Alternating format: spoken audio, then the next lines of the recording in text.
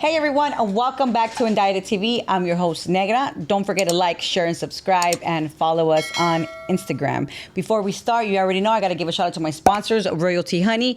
Keep it hard, guys. Also for the best jewelry for his glory. And if you want to learn how to tattoo or you want to get a tattoo, make sure you hit up the ConnectInk. And if you're in the city of Paramount, hit up Fatimas Grill. On today's episode, we have Lazy. Welcome to Indicted TV. Thank you for having me. I appreciate you guys being able to be here. It's a blessing to me. Oh, thank you. Well, I appreciate you coming. All good. Now tell us where you grew up, where you're from. Obviously, I don't mean the gang.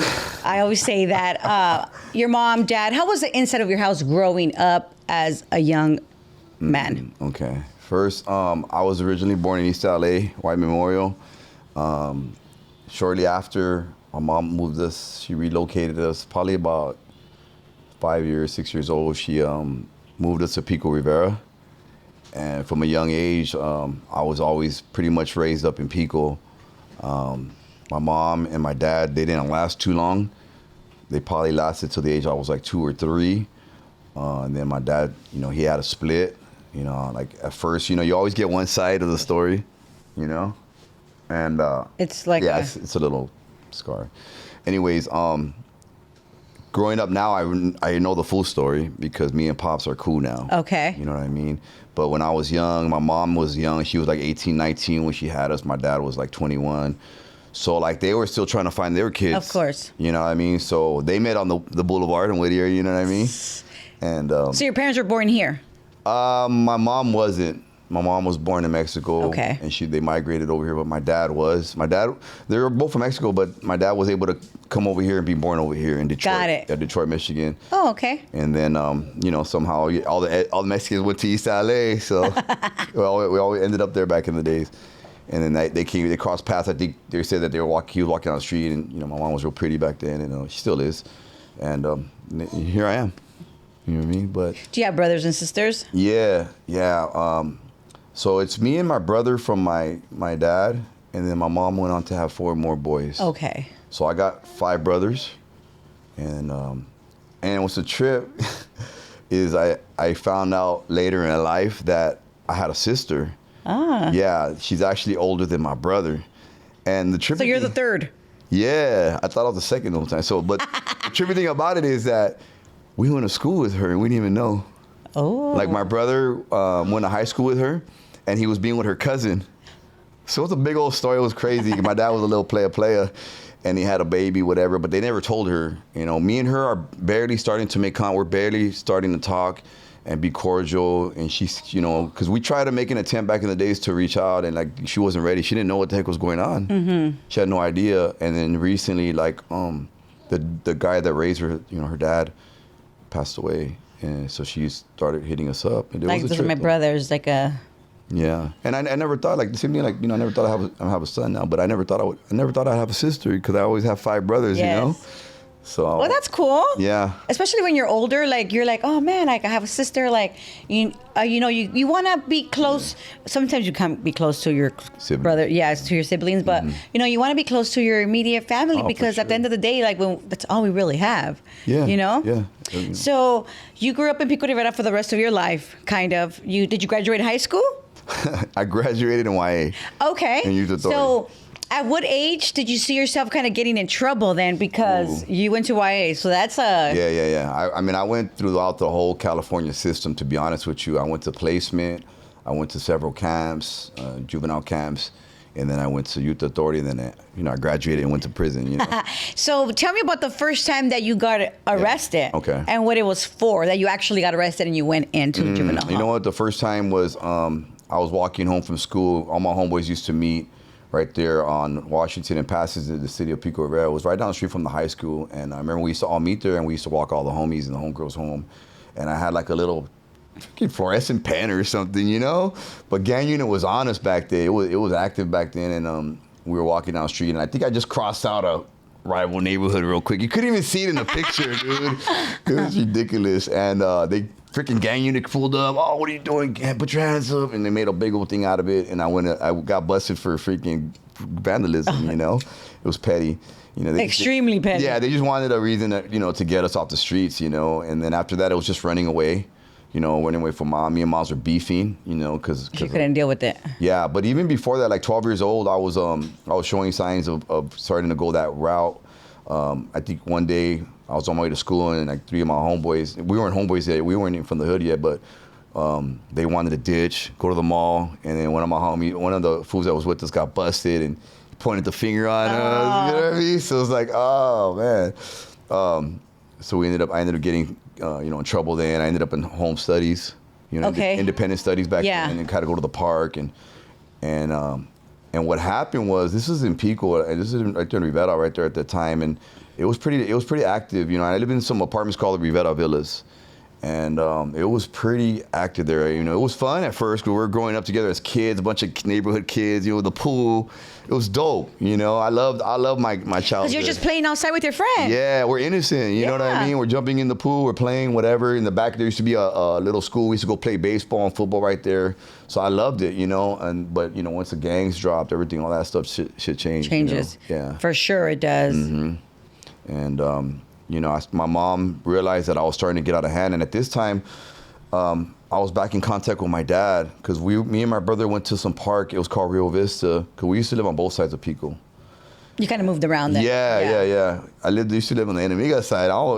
That's another story I'll tell you later. But we were out there chilling like at the baseball park. I was probably playing baseball. I used to always be active like in the $5 leagues because we were poor. And some little girl comes up to me and she's like, "You're my brother." And you're like, "What?" And I'm like, I called my brother out. I'm like, "Hey, fool, this little girl came up to me and she's like, 'You're my other brother.'" And we're like tripping out. And another girl comes and she's, "Hold on, I'm gonna go call my dad." And we didn't know what was going on. Oh, wait, so your sister, you just forgot. Not that, so she was a stepsister. Okay. Stepsister. Okay. So they went and they called my dad and my stepmom and they came, "Mio," and I'm like, "Who are these people?" You know, I hadn't seen my dad since I was little. You were little. Yeah. And he's like, "I'm your dad," you know what I mean? You're like, what the heck is you going ain't on? my dad? I ain't got no dad. Oh, shit. Yeah, it was a trip, and it kind of like rekindled whatever, and then from that point on, he was kind of get us on the weekends. I was like 12 years old, somewhere around there, 11 maybe, and then so my mom realized that she couldn't handle this no more than me, and I was starting to show signs of, like I was already like 12 and a half, maybe 13. And at those years, it's like, that's when it was like. That's when I think that your mind starts to change. For sure. As a young man, so she sent me to go live with him. I was living in right there in Rivera Villas. So she sent me to West Covina with my dad, and it was cool at first. I was a new kid on the block. You know what I mean? I went to junior high right there, and females were all tripping out on me and stuff. I brought something different to the table. You know what I mean? So it was cool though because it was like a new setting. You know what I mean? And my dad, he had some money, so he put me like in a little like baseball, like official baseball league. Not the $5 one. Yeah, not the $5 leagues. Yeah. Not flag football. He put me like in legit because I love sports. I was always active, when it came to sports. So he put me in the real leagues.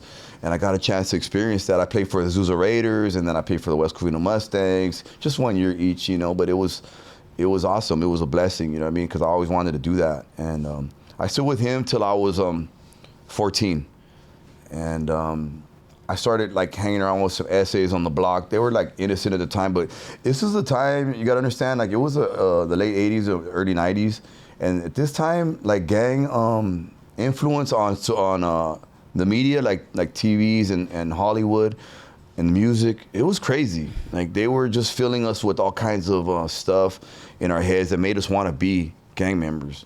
So I'm out here in West Covina, and we like just a bunch of little SA youngsters, little kids, junior hires, but we were already starting to want to be that. Yeah, you thought it was cool. We thought it was cool. I mean, it looked cool. Yeah. So what I would do, I'll go to my homie's pad down the street and I would change. I'll slick my hair back, you know what I mean? And we go to school, and I think Pops caught me, got all mad about that stuff. So what ended up happening is I still with Pops for like about 1.5 years. And I got kicked out of the junior high that I was at.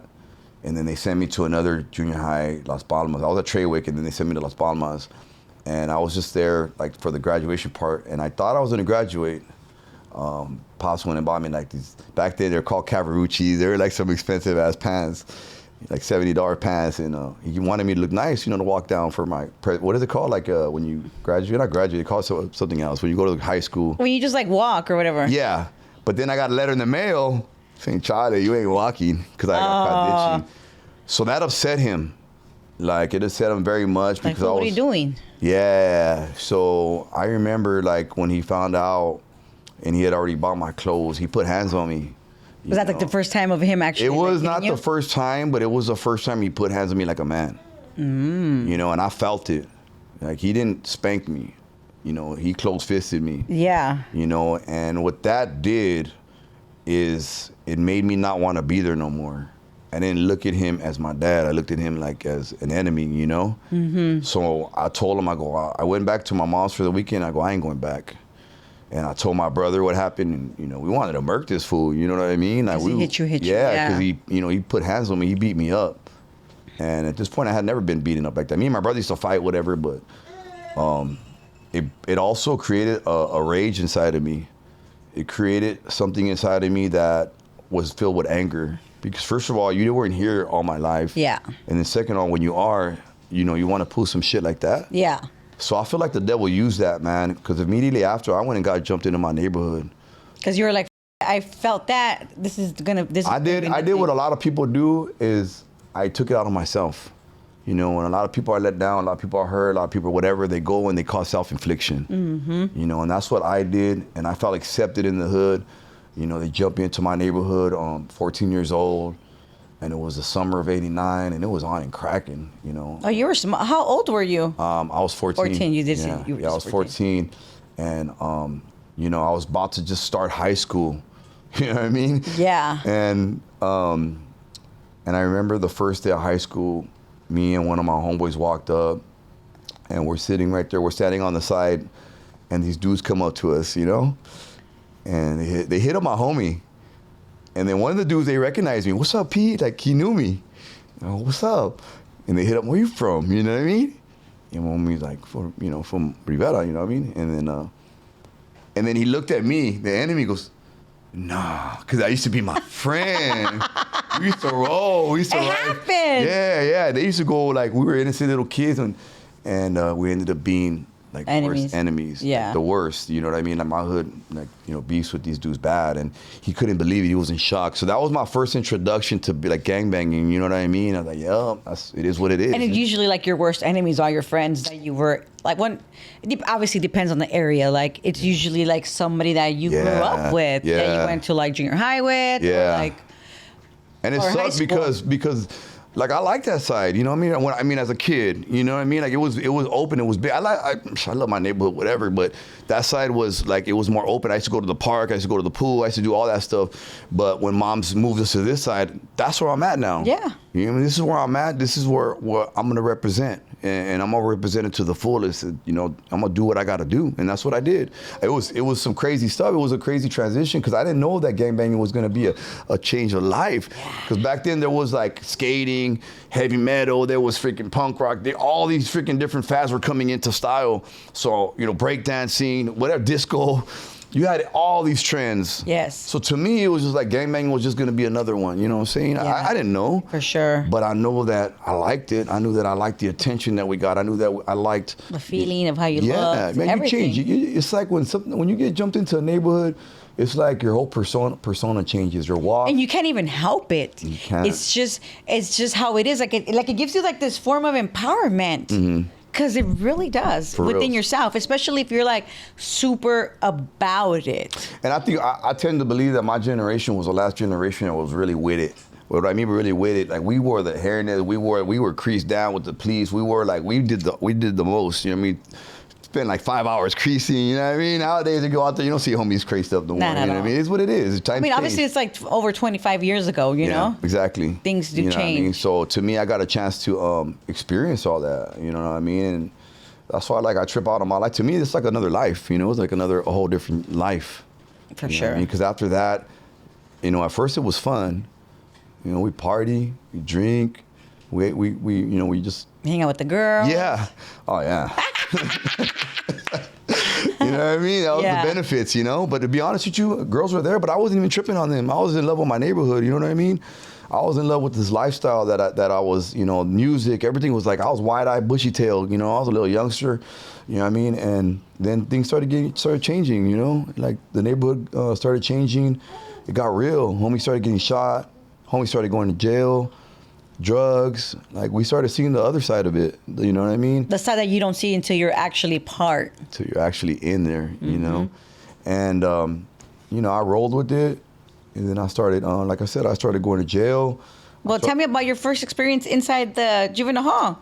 I went. Like you walked in and you're like actually stood, you know what I'm saying? You're active. Oh, man. Because this is like 90s, so this is like... Yeah, it was crazy, man. It was like 89, 90. So I walked in. Well, the first time I got busted, my homies they jacked a pizza man. And it was 4 of us. They got out. I remember we went to go hide and we ran in the apartments and everybody I was on the bunk until I was asleep. The cops snatched me out of there, took me in a lineup, pointed us out. We went in the LP. And I'd never been there before. And I was there with like 3 of my homeboys and stuff. But luckily, like my homeboy went and well, not luckily, but they intimidated the witnesses, at the pizza place. So they dropped charges. So I got that dismissed, thank God. So you weren't even there that long? Not the first time. Okay. Yeah, the first time it was just like quick in and out, you know what I mean? A couple of days, you know what I mean? It was just like, whoa, where am I at, Yeah. And then shortly after, it was a repeated cycle, got busted for assault and battery, one of my enemies. LP was active, you walk in there like, you tell somebody, they already know what this means. You see somebody over there, this means halfways. Okay. You in line movement, you see one of your enemigos right there, it's like, it's on, let's do this. And you see people running across the field all the time, marathon, by the time they get there, they're all tired. Silmar was like that because it was a big old field. Yeah, Silmar was super big. Yeah. So, like, it was crazy. Walk in there, you're getting hit up about 50 times. You know what I mean? You're hearing about hoods that you never even heard of before. Because when you're so young and you're just stuck in your little circle, like in your little neighborhood. All you know. So it's like, you don't know. So it's like, oh, shit, like, damn, I met this fool from this fool and this fool from this fool. I'm like, you from where? Like, where the heck is that? They feel offended because you say, where the heck is that? Yeah. And that's happened to me before where somebody says, never heard of it. Well, you heard about it now, mother. And you know what's funny is because not funny, but it's crazy is because you've been going as an adult. Like I was in since 14 to 25, so literally like in and out, and then I did a stretch. But the whole time that I was in there, like people would say their hoods, and they would tell me like about their city, and I would like, man, when I get out, I want to go there, man. I never heard of been to Long Beach. I never been to San Pedro. I never been to San Diego, because I just lived in that little pico, But anyway, so yeah, going to LP. I had to adjust. The good thing was that my brother, growing up, was only a year older than me, and he would always beat me up when I was little, but it taught me how to fight. It taught me how to have hands and stuff like that. So going in there, fighting was second nature, you know what I mean? So did you get beat up one time or two? I didn't get beat up, but I got my jaw broke one time, and it was, I got a Dauphin.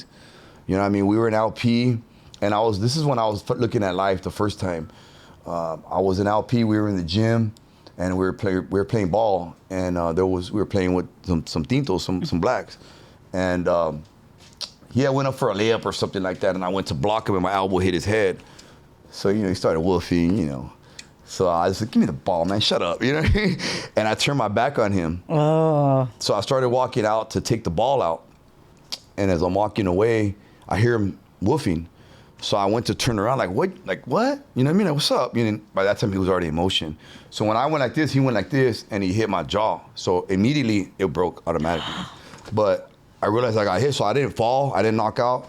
I reset myself, and then I rushed him. Yeah, you know what I yeah. mean? But my shit was already hanging. Yeah. It broke right here, and it broke right here. Damn, so how was the process of being fixed, especially because you were in juvenile hall? Oh, what they do, like, that day, they took me to the infirmary, and I told the nurse, I go, hey, like, they go, this inmate needs medical attention. And she's like, oh, just have a seat right there. I go, lady. I went like that, I did like a puppet. And she's like, oh my gosh. You know what I mean? So they send you to General Hospital. But they couldn't work on me because I'm a juvenile and they needed parental consent. Mm-hmm. So what happened was they sent me there, and then they sent me right back to, they put 2 wires together to hold it up. And they sent me back to LP till my mom came the next day. Okay. So I'm sitting there in my freaking cell. There's a mirror there where you can see down the hall. And I go, who is that dude? It was you. I look like the elephant man. She was all like that. I didn't recognize myself. And then they sent me back the next day to General, and they said, you want plates in your jaw, or do you want just wire it? I go, well, what's the difference? They said, well, if you wire it, you're going to have a glass jaw. Like, I'll put plates in it. So you have plates ever I since? put plates, Okay. yeah, because I knew that was the beginning of my journey, and I knew that I was going to have a lot more fights. So even when I smile, I got a little crooked smile because it never got back the sensation of the nerves. Oh, wow. Yeah. I'm not looking. Crooked smile. So it was just another war wound, you know what I mean? Yeah. And they put a plate right here, so I had a scar right here, and then it went inside my lip. So that was my first. Damn. Yeah. So it was crazy because I'm looking at this time it was just 1992. It was in October 1992 when I got picked up. We were on the run. I was on the run for a while. We had I had clicked up with a couple of my homies because it was war. You know, like I said, at first it was fun and games, and then I lost 5 homeboys in 1 year to gang violence. Mm-hmm. And what that did is that stirred something up within me and like 3 other of my homies. So we started running together, and we called ourselves Intocables, which means untouchable. Untouchable. We created that little group, and for like about a 2-3 month spree, man, we were just running amok, the work. just gang banging to the fullest. You know, our enemies knew who we were. You know, the cops knew who we were. They were even driving around with our picture on their dashboard. That's how bad they wanted us. Oh my goodness. Yeah, because they had us one time. They got us. We got freaking. We left a G-Ride outside, and they surrounded the house, and they got us. And then we went to Downey, and they put us on the pictures and all that. But the lady dropped charges for a carjacking. That carjacking in particular was actually, it was a big revelation for me because I realized something about me that in that situation. And we rewind a little bit. That we had when what we were doing, we were pulling people out their cars, and then we used the car to go gangbang, mm-hmm. and we're out liquor stores and get money and buy guns. That's how we were doing it. We're living out of motels. This lady in particular, I remember we pulled into the mall, and she was either getting in or out of her car. I don't remember. And we walked, me and my homeboy, rest in peace, Sharky. We walked up to the car, and the lady goes. She realized what was happening. Well, get out the car, you know. Give me your keys, whatever. Oh, she moved out real slow, and she's like, I'm sorry, I gotta move slow. You know, I just had a baby. And that, you know, I'm 17 years old, and I told the homie, I go, hey, like, Charlie, you know what I mean? Like, I don't want to do this. My homie was ruthless. He didn't care, you know what I mean? He's like, nah, we doing this, homie. And I didn't feel good about that. You know what I mean? It made me feel ugly, you know? Like if it was a dude or whatever, or it was like somebody had attitude and give me your shit, you know? Yeah. But this was a lady and she was vulnerable, actually telling you. Weak, you know? Like yeah. Moving slowly. We ended up taking her car. Was baby in the car? No. Oh, thank God. No. And, you know, later on, that was one of the cars I got busted for. And I remember we went to Downey. She pressed charges. She dropped charges, and they let us go. And then when I went to trial, I had 3 carjackings, and I had attempted murder. So I was looking at life. And she was the only witness that went up there and says, like, that's not him, you know? Aww. I can't see him, yeah. But God used that, you know? And it made me realize that I'm not like some of these dudes, you know? Something different there. You know, I have a heart, you know what I mean? Yeah, you felt it. I felt it. You know, and like I said, my homie is rest in peace now, you know what I mean? And I'm still here. So to me, I feel like because, you know, God see my heart, that's why I'm still here, you know what I mean? Because I wasn't a cold, I tried to be, I wanted to be. Because it's not for everybody. Certain things, like, I feel like everybody has their own, like, thing of part of, like, just because you're a gang member doesn't mean that you're a killer, bro. Yeah. Everybody has, like, their own little. I tried. You know what? I wanted to be that. I wanted to go to prison. I see my homies come out of prison tatted, tanned, healthy. It's like, damn, we guys on vacation or what? I want to go there. Respected. So I idolized that, you know. I even wanted to be affiliate. I wanted to be in politics. I wanted to do all that stuff. I wanted to be all I could be. I was hurting inside, man, not only for my dad, but I had a girlfriend at the time, and I was hurting over that, you know what I mean? So I had a bunch of different reasons to do the damage that I was doing to myself. I gave no Fs. You know, I threw the brakes out the window, man. So anyways, that lady ended up dropping the charges, but I ended up getting convicted on 2 other ones. And I ended up beating that attempted murder too. So I ended up getting, that was 17. I was 19, I was 17. They gave me 9 years with half. Okay. So this time I had already went to placement, Highland Park, Optimist Boys Home. Then I had already went to camp. I went to Challenger. I opened up Challenger back in the days. So tell me about these experiences, like you going to camp because you probably went to placement first and then you went to camp? Yeah, what happened was they sent me to placement for that vandalism. You know what I mean? The fluorescent marker. The non-see-through marker. Very proud of that, honestly. And then running away. So I went to placement, and I had a case pending for assault on an enemiga. And so I went to placement. And then wait, I want to ask about the placement, because that area was super active. Yeah. Kind of yes and no. I mean, the one that I was... Because Optimus home is like... Yeah, no, don't get me wrong. There's a lot of homies, and I met a lot of solid homies there. But you also have a lot of, like, just kids with, like, home adopted or, you know, stuff like that. You have both. Different types, Yeah, you have different types of kids. But then you got... And you were smaller. Yeah, I was young. I was only 14 years old. Yeah. Man, I was a young buck right there, you know. And actually, that's where I started tattooing, because I'm a tattoo artist now. I do it professionally. But then is when I picked up the needle and thread, and we do dots. I remember going to placement. They would, when you get there, they take you to the mall and buy you clothes. So I like that. You know what I mean? Yeah. And then the cool thing about it is I rolled up with my homeboy Corky. We rolled up together to placement. So that was pretty cool. We weren't in the same dorm, but he was there. You guys were together. Yeah. So one day we were like, hey, let's go to the hood. My brother, I heard my brother got jumped in. And that he was older than me. He's a year older than me. But it got me mad, because I didn't want him to be from the hood. I was already from the hood, but I didn't want him to be from the hood. Like, nah, this ain't for everyone, you know? So I go at 14. All of a sudden, no brother trying to be the big brother. So I use that as an excuse to AWOL. Okay. But if you AWOL from there, you have 2 or 3 days to come back, and then they don't kick you out. So what happened was I went to the hood, everybody's all happy to see me, whatever, and I told my brother, what'd you do, fool? Like, why, you know? Like they say in color, after you're from the bottom now. Yeah. So anyways, he freaking, my homie Corky pulled a freaking fast one. He went back to placement. And left you. And left me. Big ass fool. So I go back on the 4th day, probably, whatever, and they're like, Charlie, that's cool, you've been terminated, you know? I'm like, damn. So now I'm on the run, because I got this other case pending. So I'm out there on the streets doing me, and I'm still a youngster or whatever. And I remember I went to Mom's pad, and Mom's was like, what are you doing? You know, what the hell? You're supposed to be in placement. No puedes estar aquí. Yeah. So Mom's tried to block me from leaving the pad. And unfortunately, I had to remove her. I didn't, want to hit her and like that, but it was getting ugly. You know, I knew the cops were on their way. Oh, okay, so get it. I had to leave, So I went down the street to go use a phone booth, and they rolled up on me, gang unit, and they took me in. So now I'm fighting, this assault. And you're on the run, you escaped. Yeah, I'm AWOL. And they sent me to LP, and then I ended up going to camp that time. Camp was active. Camp was sick. It's like a gangbanger's dream, because it's like you're young, and I remember going to camp, and it was Challenger looked like a prison. First of all, like they got these big old concrete walls. They're gray.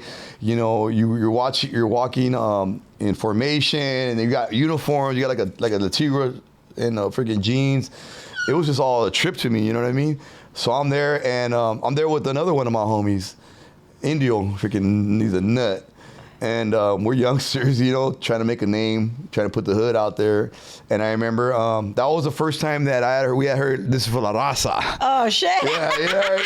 So right there. Oh, shit, so you're all cute. Yeah. I was like, how we Raza? So, no, what was funny, what was crazy, because the night man put it on for us at night. You know what I mean? Where everybody's in their dorm, and they put the freaking song on, like on a little speaker, and all the homies got all excited. That's cool. It was dope. Right? It was dope. That was our introduction to that song. And you're in jail? Yeah. Oh, shit. Yeah. Even worse. Yeah, I want to get up and start doing push-ups and stuff. So anyways, I had an enemiga that rolled up there, and I told the homie Indio, I go, hey, 4 more rushes, food, dog. And bless you. And me, I don't know if he rushed him with, I can't remember, but we were in live movement, and he was just like right in front of me, so I just started bombing on this fool, and I ended up going to the box. They called it the box, and they let me out for that one. You know what I mean? You put hands on that fool, and then I was in class, and I had heard another enemy that was in the classroom next to me. So I told the teacher, I go, hey, we had just switched classes. So I told the teacher, I go, hey, I left my sweater over there. Can I go grab it real quick, The gray ones? Yeah, a gray one. And he's like, yeah, hurry up real quick. So I walk in there, and the teacher's over there. I go, I left the sweater here somewhere. Did you guys put it away? And they went to go check, and that fool was sitting right there.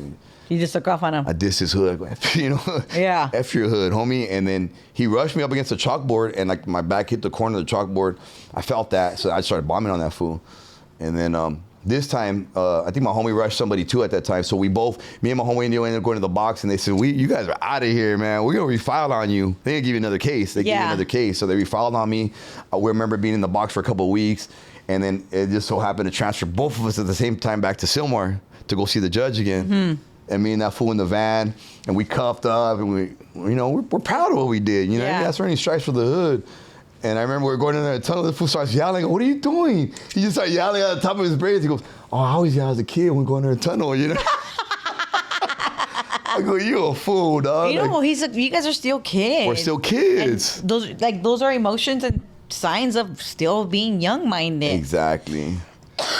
That we lose track of sometimes, and we lose our youth because of it. You know, we grow up too fast. Because of the choices that we make. Yeah, and I remember we went back to Sylmar, and I went before the judge, and he says, "Look, you didn't get a chance to make it to your original camp, so you're gonna have one more chance, and we're gonna send you back to camp, but not challenge you. You're gonna go straight to your camp. You mess up one more time, you're going to YA."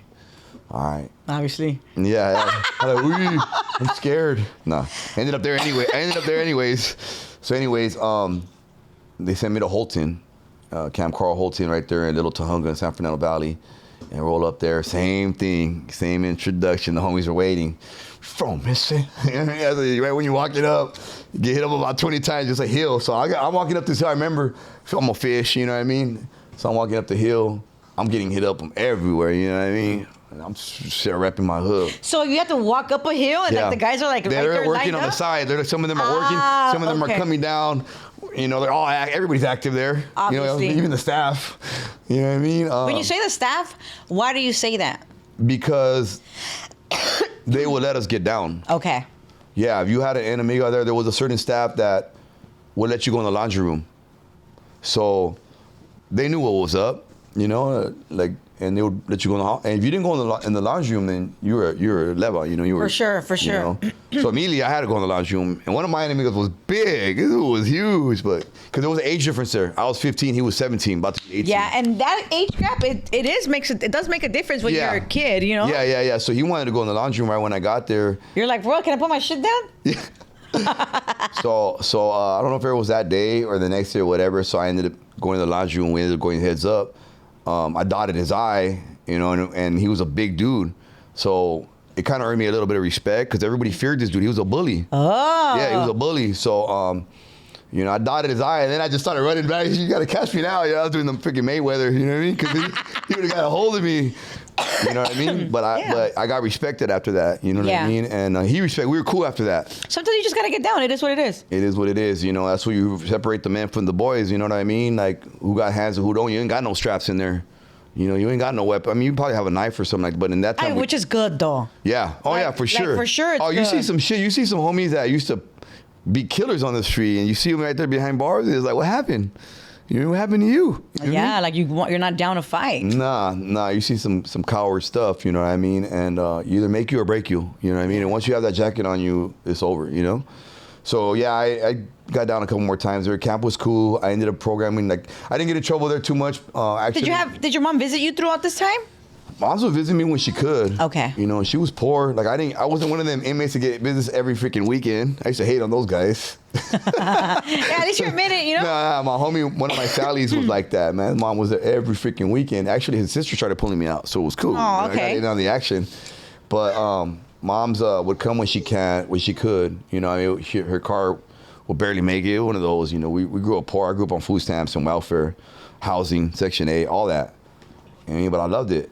You know what I mean? Well, it's all you could do. It's all you knew. Yeah. Moms would make our clothes sometimes, you know what I mean? Or go to school with holes in our shoes, but we didn't know we were poor. We didn't know that because we were just living, you know what I mean? Of course. But camp was an adventure. I ended up doing 10 months. As a kid, that's a long time. Yeah. You know what I mean? So I got out of camp at 16 years old. And this was a little time of getting out where I was able to be on the streets for a little bit over a year. Okay. Yeah, I was out for like about a year and some change. And then that's when I turned 17, and that was the summer of '92. And that's when all the wars started going on with all the neighborhoods around us. And like I said, we stepped up to the calling, and we did what we had to do, you know. And You say we did what he had to do. you know what I mean? And it's funny because, you know, it's the same thing as being in jail. It's the same thing as being on the streets. You roll up and you tell the homies, you know, I got the car, I got the strap, let's go. And you see, you know, who's what. You know what I mean? And a lot of fools, they didn't want to hang around with us. They didn't want to be around us because they knew that we were active. They knew that we were putting in work. You know what I mean? There is some that just want to take the fame. And there's some that just want to sit there and look pretty, you know? And to this day, it's like that. It is what it is, though, because the writers ain't going to last. Yeah. You know, the gangsters ain't going to freaking last. They're going to be in prison. They're going to be dead. Yeah. You know what I mean? So I chose that path, and then I ended up being on the run. So what ended up happening, they started getting us one by one. They got my homie first. I was with him, but I got away. I ran into some house just randomly. My other homie ran into the riverbed. The other homie went to his old block. They ended up scooping him up. He ended up getting triple life. Oh. Yeah, my homeboy Trigger. He got triple life. The fool that went in the riverbed, he was the kid that snitched on us in freaking in elementary, junior high. Yeah. He ended up being in his adult. We seen the signs early. But you still hung out. Yeah, he still somehow was able to be around. But anyways, I ended up getting away that night, and I was on the run, man. Like, being on the run, it sucks. Tell us why. When you're on the run, nobody wants you around. You know, when you're on the run, you can't even go home. And they had our phones tapped. They told my mom that if they tell your son to turn himself in, because if he doesn't, we're going to kill him on sight. We already know that he's armed and dangerous, so we've been given orders to shoot and ask questions later. So they have moms all scared. I left to Vegas for like a week because my homie's like, let's go to Vegas, let's get out of here. Hated it. Was on the streets. This fool wanted to get into more dirt. I go, this ain't for me, homie. I'm already up shit creek, you know? Yeah. So I didn't stay there. It was too hot too. Facts. So I came back and I went. And you know what else happened? It was my lady, my girlfriend, the teenage love, my freaking first love, started showing me signs that, oh, you gone. You about to be gone. So I'm about to be gone. You know what I mean? So that hurt because now I felt alone. Mm-hmm. And the world just started seeming to cave in on me, you know? You start feeling the effects of your actions. It was ugly. I remember going to grandma's house because that was the only place that I could go. And I'm sitting in the back. I didn't even know, like, I knew my grandma, I knew my aunts and stuff, but I didn't know them. They didn't know me no more. You know what I mean? I'm a little knucklehead now, you know, and I just felt like I was out of place there. And I remember one time going in the backyard and I just was like, I was just broken. You know what I mean? Tired already. I was tired and my mom lived down the street. I couldn't even go home. You know, I had nowhere to go. And I remember just crying, man, God, you know what? If you hear me, man, there's somebody up there, man, you need to show me a sign. I was expecting like a bell. I was expecting like a horn. But you know what's crazy? My grandma had an old school phone and it was like a bell. And it rang. So to me, it brought me comfort that you heard my prayer. And I remember saying, you know what, I'm just going to go home.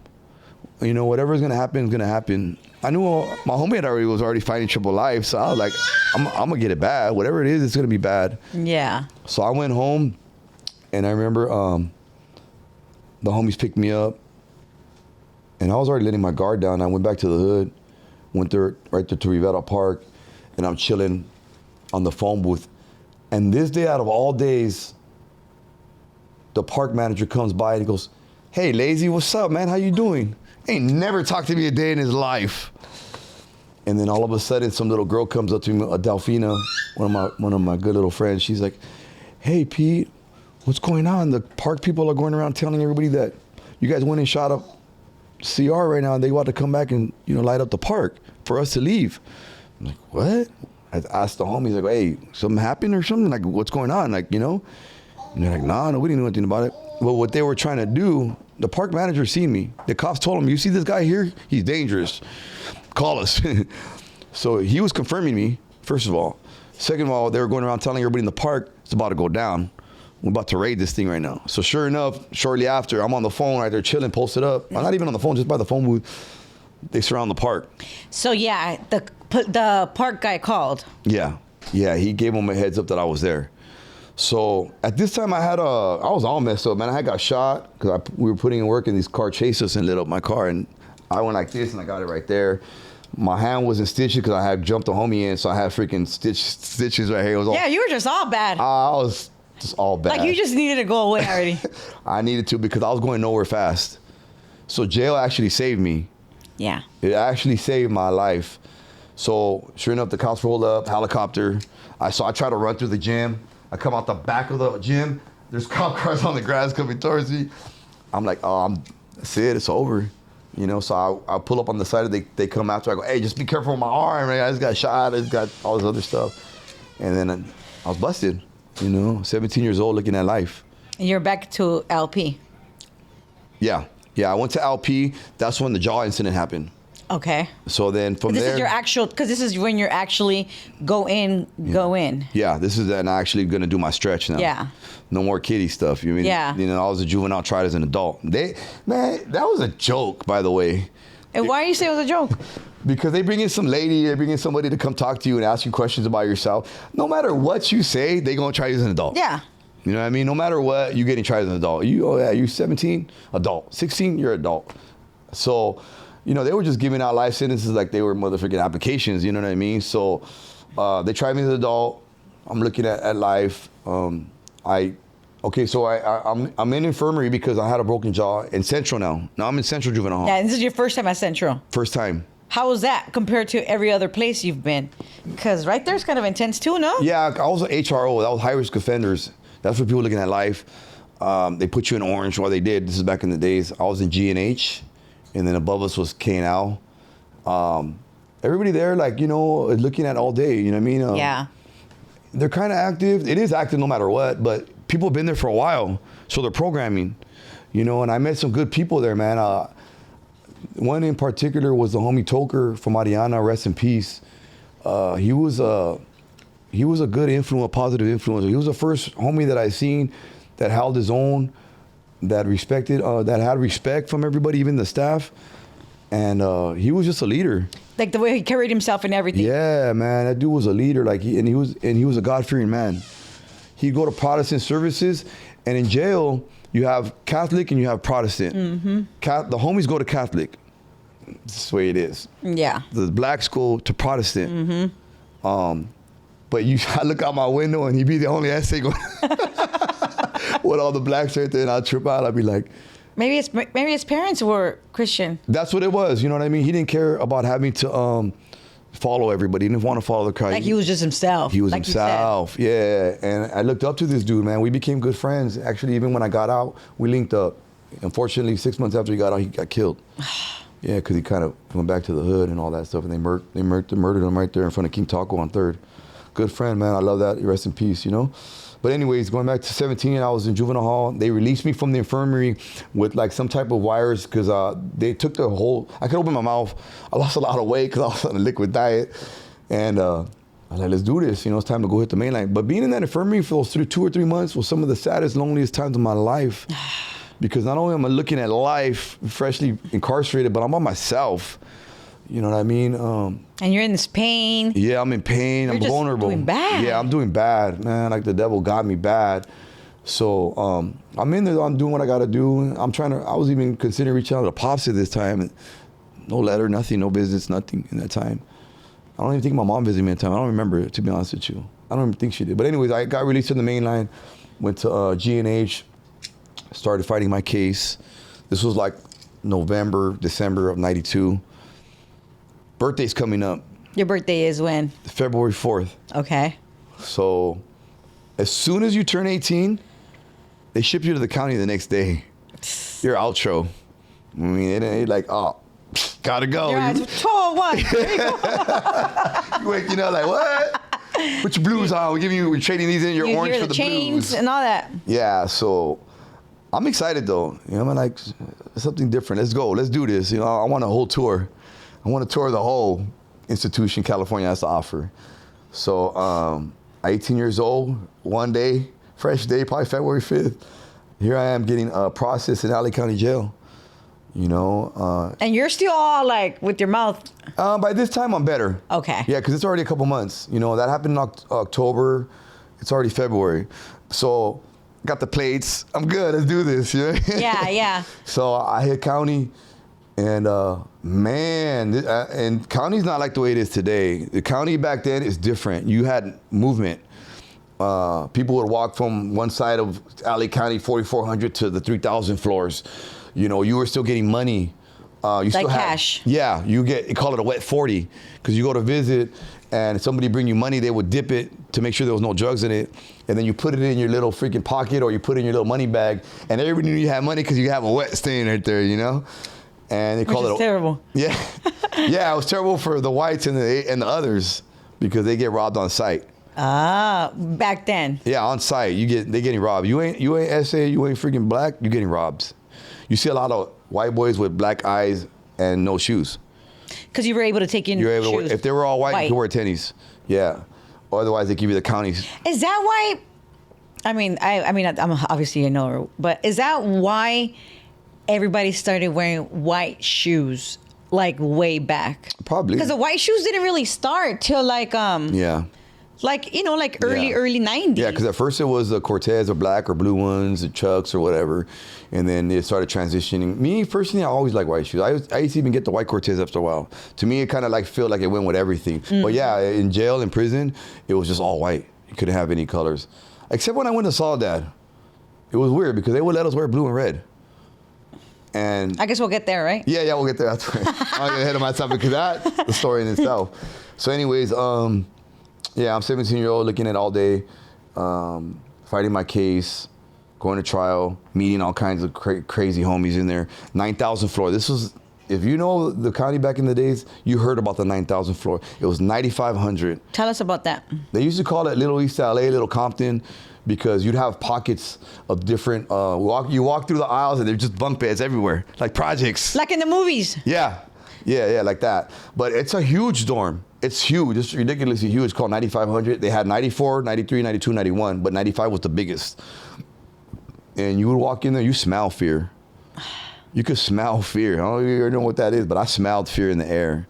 You know, grown man, you know, because you never knew what was going to crack. Everybody was just coming straight out the streets. Gangbangers, killers, whatever. Everything was just there in one crock pot, you know? And immediately, I'm a Southsider, so I'll go with the homies. Yeah. You know, what's up, little homie, what's up? So you start meeting all kinds of, you don't even remember their names, you remember their hoods, that's it. Oh, hey, call you by, hey, Rivera, hey, you know, freaking Norwalk, hey, you know what I mean? And usually you try to cling to your area, your area, you know? But homies are homies, we're Southsiders, you know what I mean? And it wasn't about hoods no more. You weren't allowed to gangbang in there. Now it's about race, ethnicity, you know what I mean? So I learned that right away. But I still gangbanged in there. I still got in a couple altercations in there with rivals. Okay. A couple Did times. you get in trouble for it? No, luckily I didn't. Oh, good. Yeah, luckily. One in particular, I ain't gonna say no names, was one of the worst enemies that was my friend, showed up. And he greeted me. I was a trustee up there now. Now I'm a trustee. And I hated this dude, you know? Even though you guys were friends when you guys were kids. Yeah. Okay. So he's like, what's up, Pete? He called me my real name too. You're like, fuck this. And that's my family name. And I, what's up? And he's like, oh, I just got busted, whoop-de-whoop. He's thinking it's cool. Yeah. And I'm like, it is what it is, you know? And he's seen that I'm being nonchalant with him. So I walk out and I go, well, I'll see you when I see you. I told him like that. And he goes, what? I go, you heard what I said? And we started getting down. It was right there in 9100 or something like that. But I had trusty boots on, and I just mopped. Your trusty boots were rubber. They weren't freaking like, they weren't the rubber where you could get grip. So I'm slipping and sliding, and I didn't feel like I did good. You know what I mean? What made you mad? I made me mad. He didn't beat me up, but I just didn't feel like I know how to sling them. So you know what? I'll be back. I said, I'll be back right now, homie. I'm gonna go put my shoes on. So I was a trustee. I had access to come in and out. And this is when I walked into the next dorm, and I see one of my homeboys, and I go, hey, I just got down right now with this fool. And he goes, I know, I didn't know you got down, but we're gonna go hit him right now. I go, what do you mean? He goes, I already got palabra. He showed me the piece. He had his little crew. I go, shit. No way. You know? Yeah, we're gonna get him after chow. So I'm like, in a way, I'm like, all right, cool. But another way, I'm like, this fool's gonna think that it was you. So this was the beginning of something that ended up pretty big, you know? So after chow, I was a trustee. I even met, and I was a trustee, so I opened up the door for them to go in there. Like 4 or 5 homies went in there. Shit almost backfired. On you? Yeah. It almost backfired on me. I went, because I left immediately afterwards. I went to YA to go do my 90-day observation in Norwalk. He left, my homie left too. He went upstate. He stood there. Went to infirmary, didn't PC up, came back out and told his story. They lied. So I'm in YA and I'm starting to hear things. You know, your name's in the hat, homie. You know, homie said you lied. I go, talking about? Like, I didn't even freaking talk to anybody. I was just, you know what I'm saying? Yeah. So I had to go back to county because I'm doing a 90-day observation. So I'm like, holy crap. And I just prayed, you know, I'm like, you know, God is what it is. I ain't locking it up. Yeah. I wasn't made that way, you know what I mean? It is what it is. To the wheels. So I told myself till the wheels fall off, you know? So I went back to the county after about 90 days. Tell me about your 90 days in YA before we go back. Why? This is just Norwalk. This is SRCC. Oh, so it wasn't even you. It wasn't full blown YA. Okay. It's just a reception. Okay. It's a receiving unit, and you know you go there with the homies, whatever people that are getting ready to go to the regular YAs. So it wasn't like full on active yet. Okay. But it was active, but it wasn't. You know what I mean? Yeah, because everybody's still kind of trying to behave a certain way so they don't get shipped kind of vibes. Yeah, yeah. Okay. I mean, you know, stuff happens, whatever, but not like crazy. You know? Not like when you get to your original YA. So anyways, being there, it was cool. You know what I mean? Had a cool dope ass Sally Bellon from Bass Hill was my boy. Went back to, so I'm just tripping out going back. Yeah, no, you didn't even want to go back at this point. So I'm calling the hood though. I'm calling the homies, and thank God one of the homies was in the county at the time. My homie Brownie, rest in peace. And he was the mediator. You know, he was the one that was able to speak on my behalf.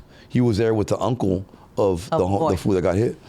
So this is crazy. I know it was God, because I get back to the county, and I'm standing in line, and there's a thing called cell 5. And everybody knows that cell because it's the last cell when you're coming back into the county. It's right on the corner. And I look into the cell, and guess who I see? That fool. And he ain't alone. He's there with his pops, and he's there with his homie. Oh, dang. And he comes up to the gate, and he goes, what's up, P? What's up, homie? What's up, dog? I'm right here now. And I'm like, I go, what are you talking about? He goes, you know what I'm talking about? He goes, come in. He didn't think I was going to go in. And I went in. I told the homie Grizzly from Paramount behind me, I go, hey, homie, you got my back? He goes, yeah, let's go. So we walked in there. I wasn't supposed to go in there. I just went in there to show him that I ain't afraid, homie. Yeah. That I ain't got nothing to hide, that I didn't do no wrong. You know what I mean? I just followed order. We got down. It looked bad, though, because I just got down with this guy. Yeah. You know? So, you know, I go, look, I'm going to tell you like this. This is what happened. You take it how you want. But if I knew that I was wrong, I wouldn't come in here with you. You know what I mean? Mm-hmm. However you want to handle it. You know what I mean? Like, but it was a good thing that I seen him first. Before it, yeah. Because otherwise, if I didn't, it would have been all bad. For you? Yes. Because, you know, he had permission, whatever. So he believed me. They ended up getting my homeboy later on the yard. My homeboy... yeah, we don't need to say that. Yeah. And somebody that was family with him got him, you know. But regardless, even though that was cleared up, I still was on it. Worried. Yeah, I was. Because you just never know. Because this is what happens in the system, in the county. Once your name is dropped, or if it's thinking about getting dropped, it's out there. And people move around, and they leave, and they just stick to whatever they've heard for the moment because that's just what it is. Yeah, yeah. So God used that, though. God used that fear, man. You know what I mean? Because I kept my back to the wall no matter what. I mean, I seen him later, and my homeboys were getting high with him in there. We were all in the same cell together, you know, whatever. But I don't trust, you know, you see some crazy shit in there. You see some homies chilling, whatever. All of a sudden, that same homie's the one hitting that homie. Happens all the time. When I started seeing that, I was like... So what did you end up getting? So You're charged as an adult. Yeah. I mean, you turn 18, you're in the county, you go through this little situation, you go to YA, you come back. What happens? Like, what happened to your case? Okay, so I have to go back to court to get sentenced. Okay. I'm over the county. I've been there almost a year already, and this is rocking and rolling in there, you know? So I just want to go do my time already. So the judge, you know, it tells me, this is what happened in court. So the judge, they go, okay, well, you know, you got found guilty. We're going to sentence you. You got to come back for sentencing in a couple weeks. I go, no, I want to get sentenced today. Oh, the judge didn't like that. He said, you know what, Mr. Morales, you've had an attitude ever since the first day you walked into this courtroom. You come in here with this attitude, you come in here like you hard. Well, guess what? We're going to sentence you today. Like, in other words, because there's 3 different ways of sentence you: the light term, the midterm, and the high term. And I had beat my attempted murder. I beat a carjacking, so I had 2 carjackings. And yeah, pretty much he gave me the high sentence, you know what I mean? Because I just wanted to be out of the county, or I wanted to forthwith. That means leave the county ASAP. And he ended up giving me the 9 years. He gave me what I wanted. The 9 years. 9 years, you know. And yeah, so I'm in the county and I'm waiting for the chain. I remember the day that I was waiting for the chain. I was going to go to YA. I was going back to YA now. Okay, so you did end up going to YA? Yeah. Okay. Yeah, I ended up going back to YA. The day that I was catching the chain to go to YA, though, remember I told you that others don't have it good in there. They didn't, or the whites. And I wasn't really cold-blooded, but that day I needed money, you know? So I used one of the okie dokes on the chino that was there. And I said, hey, you got change for a $5 or something like that. That was a move that you used. To get money. To rob somebody. Okay. You have change. Because they're like, oh yeah, I got change on the trip. And then that's when you just snatch their money. Yeah. You know? So that was how I left the county. I had some money. You know what I mean? Because I was broke. Essay was broke. I wasn't tattooing at the time. I wasn't drawing nothing at the time. So then I went to YA. I went back to Norwalk. And then from Norwalk, you do like about a month or something there. And then you go to your original YA. So I went to the worst YA. They call it Gladiator School. Which is YTS in Chino. Yeah, because they have Paso, they have all these other, they have Ventura, they have Nellis. Nellis got shut down.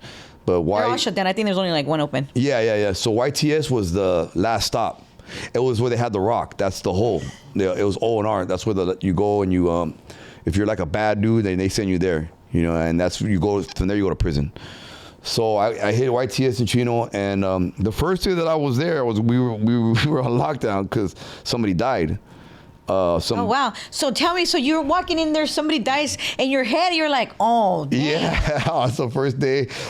And you see a helicopter leaving, you know, and you see, you know, them in a bed or whatever, you know.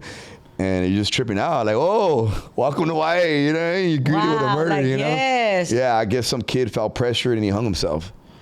You know what I mean? He was scared, or I don't know, whatever he was going through, you know what I mean? Oh, wow. Yeah, okay. So, and when you get to AB, YTS, you got to be there for like a week or something, I think, until they ship you to your unit, your compa. I was fortunate because I wasn't a drug offender, and I wasn't a 5150, and I didn't have no mess up jacket, and so they sent me to a pretty cool unit. It was G&H. But you were super firme. The what? You were super firme. I was más firme que wow. So it was a trip because I go up to G&H, I walk in there, they put me in H6. I remember the theater, and I remember the cell, everything in H6. I look in the cell, nobody's in there. And then they let me in, and I look in the picture, and I go, oh shit, I know this fool. This is the homie primo from East LA. I know this guy. I met him on the streets one time, and then we were in Norwalk together. So that's cool. Hell yeah, you know? You felt like, okay, yeah. So he comes back from trade, and he, what are you doing here, fool? I go, I'm your bunkie, homie. Yeah, I'm your new lieutenant. Welcome now. So we clicked it off good, man. He was a good inspiration. He was on a new path too, man. He was going to church in there. He was trying to get his family back. He had a kid. He was already married. Dang. Yeah. Because he was older.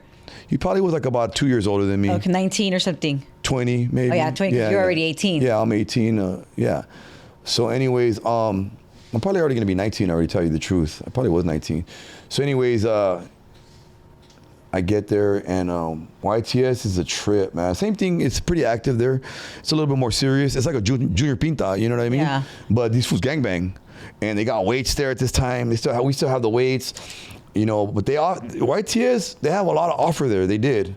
You know, they have school, they have college, they have trades. So to me, going to YA, I did the time. I ended the time do me. So you took advantage of all of these trades and schooling that they had. Yeah, because you have to program there. If you don't program, you go into the hole or something, you know? So you have to go to school. You have to go to trade. So in the beginning, I went to school and I was going for my diploma. No, actually, I wanted to do I said, you know what, man, I'm going to try to let's do this, you know? So I go, let's do the GED, speed up the process. So I got my GED. And then... That's the first step, always. Yeah. And then they said, well, if you want to go to college, you got to get your diploma. So I got my diploma too. I got both. God. Yeah, I got both of them. And then I had welding at the time. That was my trade. And then I was just programming there. I ended up being a good programming right there. Everybody was kind of, you know, it was female right there, you know. So it wasn't like too much about fighting there? Not really. I mean, I'm sure it was still. It was more, you know what they do? They do this thing where like, you know, like it's not so much because we're more adultish, but they still have the levels thing. You drop level. It's kind of there, but not, it was kind of What would you say was the craziest thing you saw when it came down to like dropping somebody or making them level or whatever? Well, in there, one of the most disrespectful things that you can do is run up in somebody's cell and take their shit. Okay. You know, like obviously that's anywhere. Yeah, but you know, you have TVs there. So once somebody runs up in your shit and they take your TV, then that's it, you're done. You know what I mean? Oh yeah. Yeah. But as far as that, like, I mean, everything was smoother. Yeah, I mean, even if people just didn't mess with you. Like if you were lame, nobody wanted to talk to you. You know what I mean? Okay. Yeah. I mean, it wasn't like now it's where people spit on you. That was more for the youngsters. Yeah. You know what I mean? We're like 20s and we're in our early 20s, and you're just trying to you guys are getting ready to go to prison. Yeah, and in the cell that I was a working unit, so we had the best jobs on the whole institution. You know what I mean? Like I didn't when I got there. I had one of the mess up jobs. I used to wake up at 3:30 in the morning and have to deliver the damn food in the morning with these big old metal carts. But it humbled me, it disciplined me. You know what I mean? I wake up at 3:30 in the morning. Freezing, rain, moon, or shine, we had to go deliver the food people got to eat, you know? Mm-hmm. So I did that, and it humbled me, but eventually I got connections where I became cool with this black dude. And, you know, you're not supposed to be really cool with them, you know? But I did. It was natural, because I started going to church, you know? I started going to checking it out, and at that time, man, something crazy happened in YTS where everybody started going. It was ridiculous. Like, you probably felt some negative spirits. Yeah. Oh, yeah, for sure. You know, and then I still had that other thing hanging over the back of my head. Like, you know, like the devil didn't let me be like at peace, you know? Well, that fool never let. Yeah, right. So, yeah, man, I got a job working visiting. You know what I mean? I got a job and that's like one of the best jobs you can have. You know, so during the visiting, like you're able to see everybody come in, the parents, the families. You know, if you move dope, then that's where you do it from. You know, I didn't get my hands involved with that stuff. You know what I mean? I was never really heavily into drugs. I tried every drug, I did every drug, but drugs wasn't my thing. Gangbanging Thank God. Yeah, exactly. You know, thank God I never had an addictive spirit. You know, but I just got spirit is right. Right, but YTS was a trip. Like I said, I did the time. I let the time do me. Like I said, I got my GED. I got my high school diploma. I got certified in hospital housekeeping, janitorial services. You know what I mean? I was taking care of business. Good. Something crazy that happened though. It was all peaches and cream for a little bit, but I don't know if you heard about this, but a counselor got killed there. The lady. Yeah, I was there. I knew the lady. I met her a couple of times. Sharon Baker. You know, she... I think Beef's Comedy told us. Do you know who Beef's Comedy is? No. Beaver? He wasn't there. He just said the story about the ghost ship. Oh, yeah. About the what? There's like a ghost. Oh, okay. Her ghost, supposedly. Well, trip on this. I was there when it happened, but not only did I know her and meet her a couple or see her, I didn't know her good.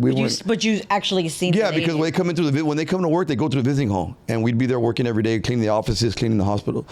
So I would see her at the vending machines. She was a big lady. She wasn't no small little lady. She was a big black lady, and she was cool. But this is what's even more trippier. They used to have, like, if you wanted to make a phone call, they were behind the control center where the staff was at. So you'd have to go in the behind the control center and use the phone.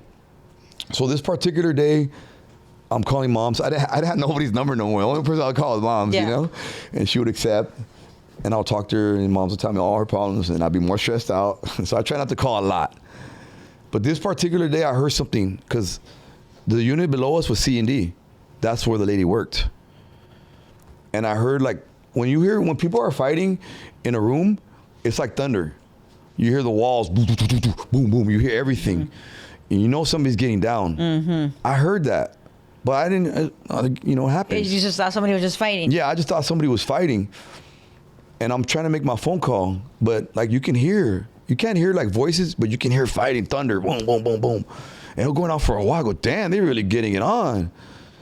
So I was already working, visiting.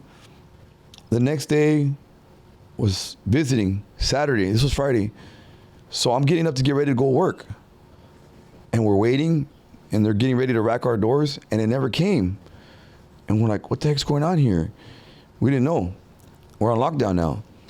I had a trade there. I had the job there with me. It was only me and that black dude. Andre Houston was his name. We had to go clean up blood. We got our freaking shots. We got our certifications. So we'd go clean up the blood. Oh, dang. That's what we did. Put on the white suits, you know what I mean? Bloodborne pathogen, all that stuff. And there happened to be a riot that morning, an M&N, I think it was. And it was the blacks retaliating on the homies because the homies had went off on them on the trade line before them and sabotaged them. Well, the blacks got theirs. Somebody got an artery cut that day. So there was blood everywhere. I'm talking about everywhere. It's an artery, you know what I'm saying? Yeah, like whoosh.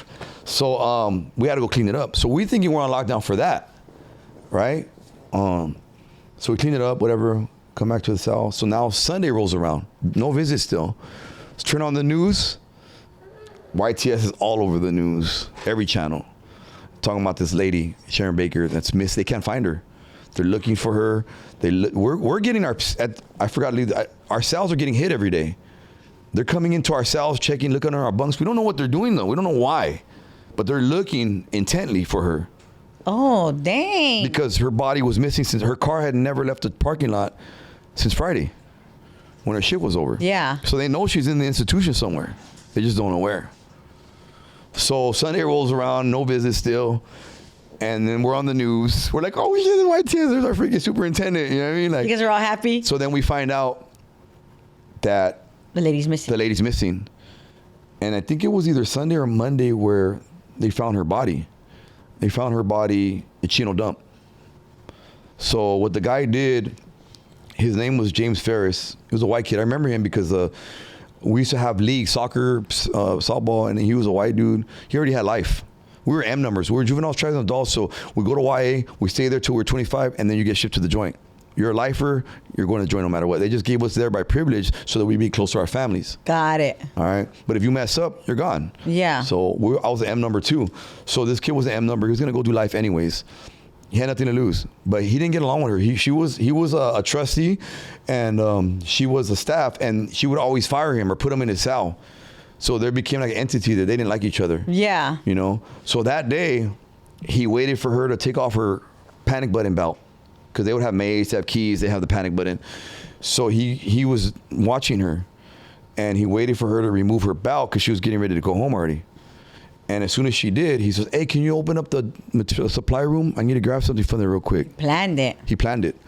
So as soon as she went to the back towards, like, down one of the tiers, that's where the supply room was at.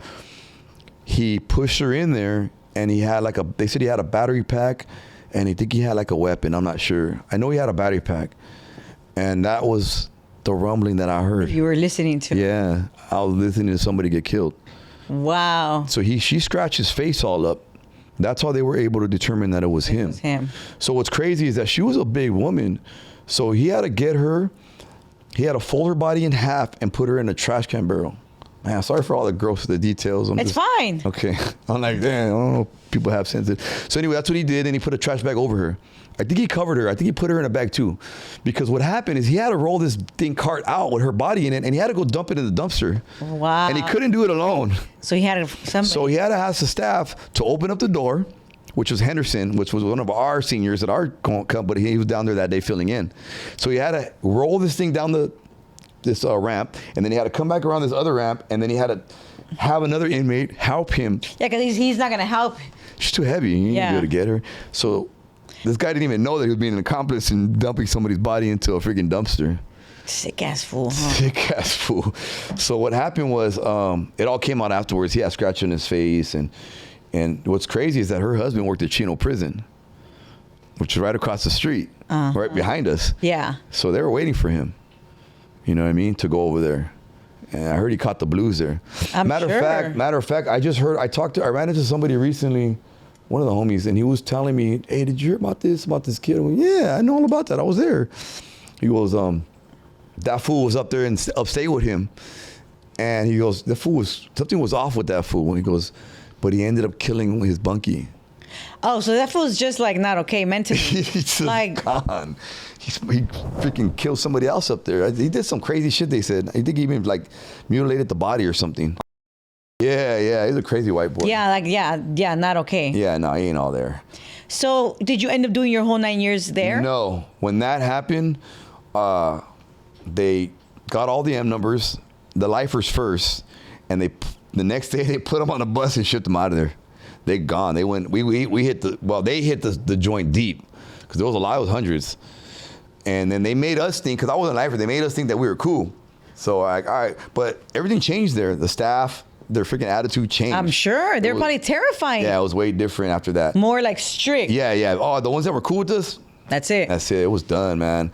And I learned something there, man, because they would come hit our paths and they would mess our property, and I would get mad. They would get mad because that's all you have. But I learned, like, they're just trying to get under your skin, and if you don't let them, then it's mind over matter. You know what I'm saying? So, like, even to the day, I still apply that. They're just trying to get under your skin. Yeah, you just let them do it. Go ahead. Handle your business. Yeah. You know what I mean? I'm not going to let you ruin my day. So anyways, I ended up getting, like a couple months later, they got us. They slammed us down one day. You guys are out, bro. You know what I mean? So we all jumped in the bus.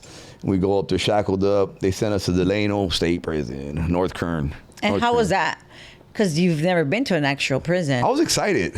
Were you already like 20 or something? Yeah, I was already 22. Oh, okay, 22. 22. And about to be 22, and something like that. Anyways, rolling up to North Kern, which is Delano, to reception, you know, getting classified. And dude, like, they have a whole speech for you when you get there. It's crazy. From who? From the freaking cops, you know, okay, right when you get out the freaking... Speech? I just remember them. Remember the speech? I just remember them. You know, they just treat you like you ain't shit. You know, like so and so, and you welcome to state prison. They knew we were all youngsters. They knew we were all from YA babies. You know, and we're the Gladiator. We're the torpedoes. You know what I mean?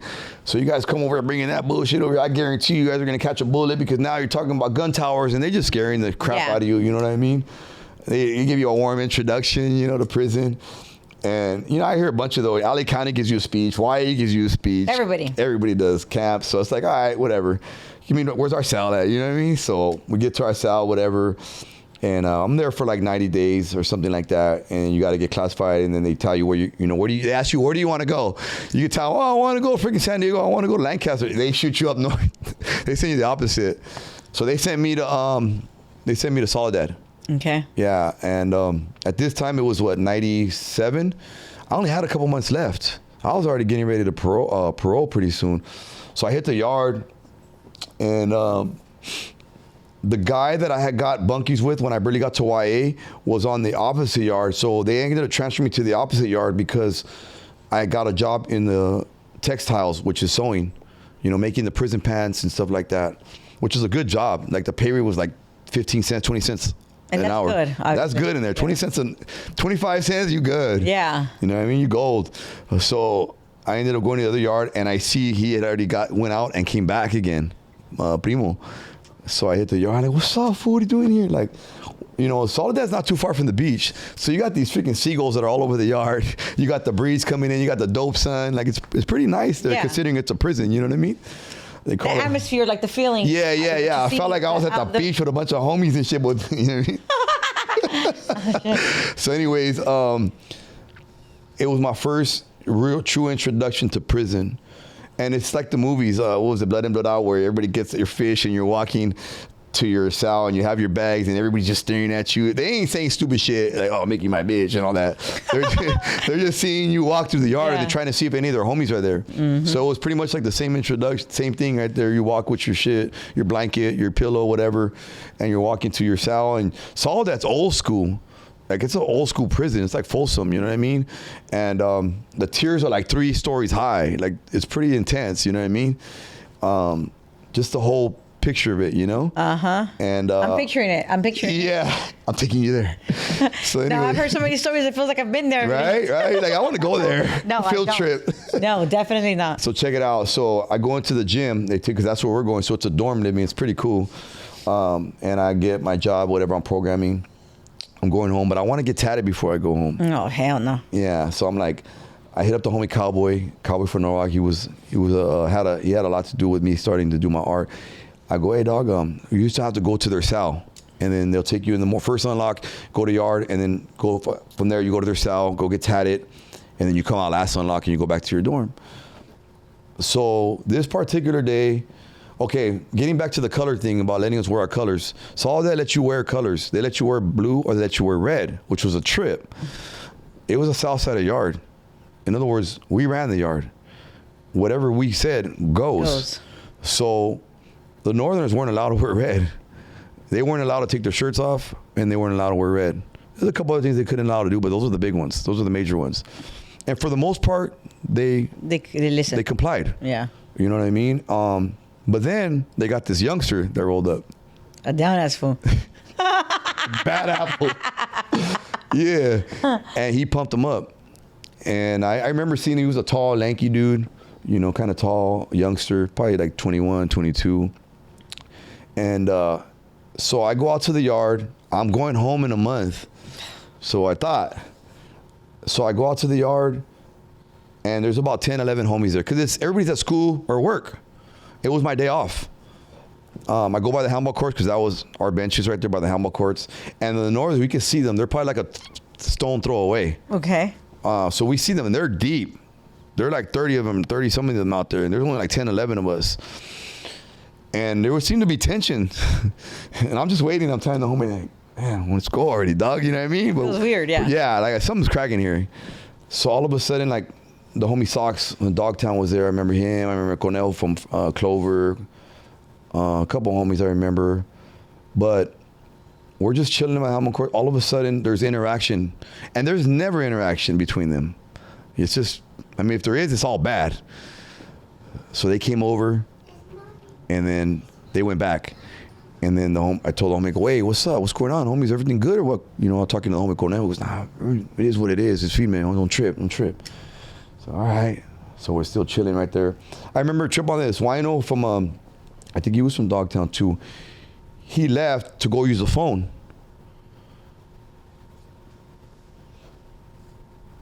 All of a sudden, we get surrounded by them. Like by 30 Norteños. I had like 2 or 3 of them on me. And we're right under the gun tower.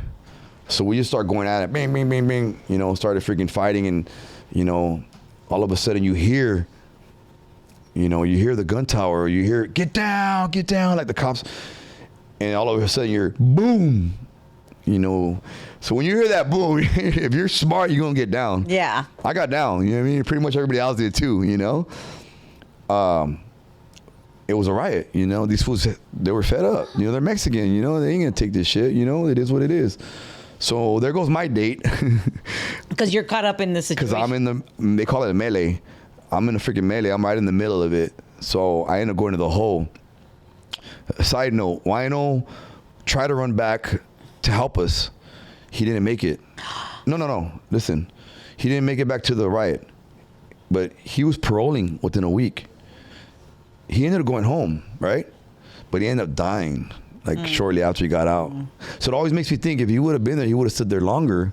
And he would have lived. He probably maybe would have lived to see another day, you know what I mean? I think he said he was on his way to Vegas and he fell asleep and he rolled over or something like that. Yeah, but I always trip on that. Like, damn, that's destiny right there, you know? Because he wouldn't go use the phone. He would have been with us. He wouldn't, you know what I mean? It's like when it's your time, it's your time. Yeah. But I thought about me because I was supposed to go home. I'm like, man, maybe it wasn't my time. You know what I'm saying? Mm-hmm. You probably would have gone home and you would have got. God forbid, you know? So anyways, I go to the hole and trip on this. Like, Cowboy was upstairs for me, the dude that was going to tattle me. So I started asking him for outlines of drawings.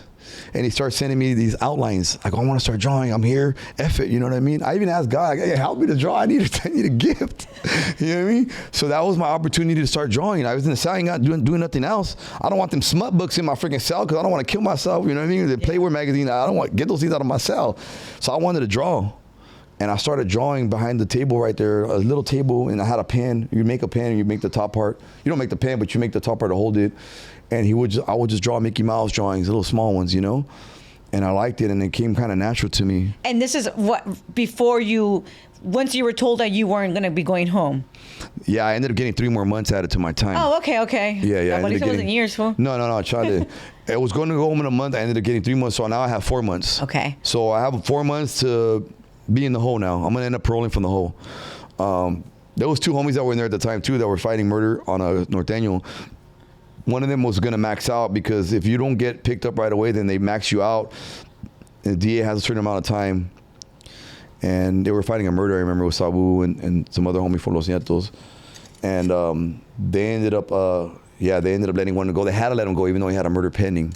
He was in the hole with me. They were in the hole with me. So they would let us come out sometimes. We play handball right there, like, you know, in the yard, a little yard we just be in our boxers and our freaking shoes. But I was drawing all the time. I was doing push-ups, burpees, and I would just draw like for 12 hours a day. You know what I mean? And I ended up getting a date, and then they changed it, and then they changed it to Christmas Eve. So I ended up getting out of Soledad on Christmas Eve, which was pretty cool, 1997. They say that when you get out, not to look back. I don't know if you ever heard that before. Like, in other words, when you're walking out of the prison, yeah, don't look back. Don't look back. I didn't. Look back. I looked back, and I went home. I just did 5 years, mind you, and I paroled from the whole Christmas Eve, and I lasted 4 weeks. I'm a 2-striker already, mind you, for the 2 carjackings. Yeah. What happened was my homie came. Am I going too fast? Or No. Okay. You're good. Okay, so my homie came to my pad to pick me up, my homie Stranger, and my homegirl Trisha, and they picked me up in Astra, and they wanted to party. Now, Stranger was one of the Untouchables. He was one of the Intocables. One of your boys. One of the Intocables. So I wanted to roll with him. So we jump in the minivan, we go to the hood. Cops see us. We take off, pull us over. Before they could pull us over, we tried to ditch them. My homie took off running. I stood in the back of the minivan, didn't get out. Those minivans were easy to take. Yeah. But I didn't have nothing on me. You know, I'm fresh out. Like, I'm only out 4 weeks. My homie I didn't know. You're on parole. Yeah, Mando. So he takes off. I jump in the front seat, close the door. Cops come up. You're on parole or probation? Yeah, I am. Automatically, when you're on parole, they handcuff you, put you in the back seat of the car. That's what they did to me. It's standard procedure. Then they come back to the car and he says, you want to tell us who that was that took off running? I don't know. He was just some freaking bum. We asked for a ride. We just gave him a ride. I don't know who he was. Shit, you know? What does that got to do with me? You know what I mean? Like, I'm clean. Oh, if you don't want to tell us who it is, it looks like you're going to be going down for this. I go, what are you talking about? And they pull up a little baggie. Oh.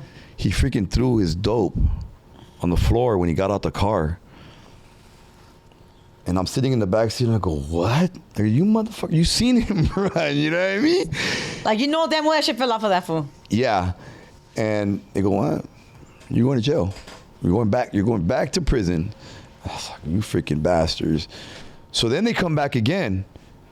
And and I'm like, looks like we got a 3-striker. I didn't know that was a strikeable offense. It's a strikeable offense on your last. Back then it was. Mm-hmm. All of a sudden it's just white. My face was just flushed. Se te bajó el azúcar. Yeah. Big time. And you know what's crazy is I could hear I remember the window on this side was cracked a little bit and I could hear somebody laughing there. You know what I mean? Yeah. Like, I got you, you know? And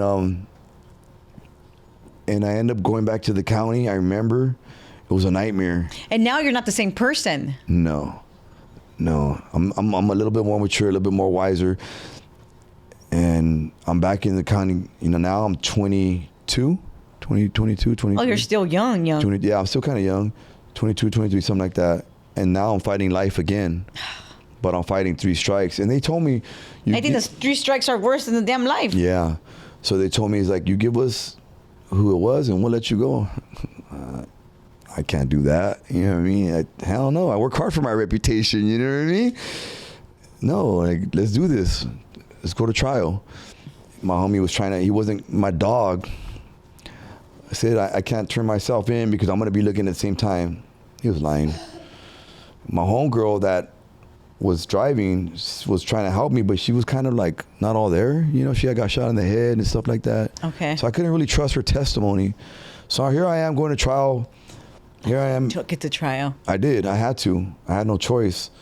Fighting my case, fighting 3 strikes, and praying, man. Just praying, telling God, like, man, I don't have no kids, man. Like, I remember one time going to court early in the morning, like, they get you up to go to early trial, and then you go to court from there. I remember going down the escalator and looking around at all these strangers and thinking, like, this is the rest of my life. This could be like, it dawned on me, like, damn, like, these people don't know me. They're not my family. They don't know who I am. They don't care about me.